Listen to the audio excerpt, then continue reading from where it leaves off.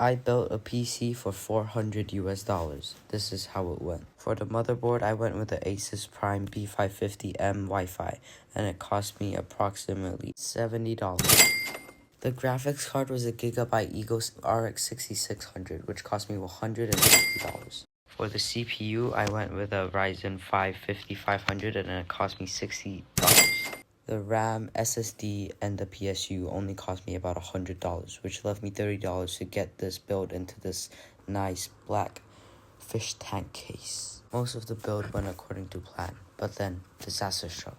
After I plugged in all the power cables for the first time, I tried to boot the PC, but then I kept getting this orange blinking light thing at the bottom corner of my motherboard. It turns out that I had plugged in a 6+2 PCIe power cable instead of the 4+4 power cable. So I quickly changed the wires and then it booted. But then, disaster struck again! Since I had bought the motherboard secondhand, it didn't come with the CPU cooler retention bracket, which this meant that I couldn't mount the CPU cooler until I acquired this.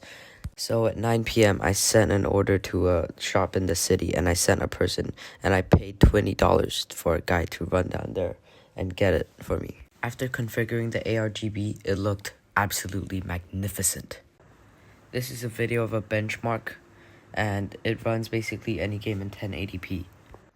A lot of work goes into producing these high quality and in-depth videos. So please subscribe.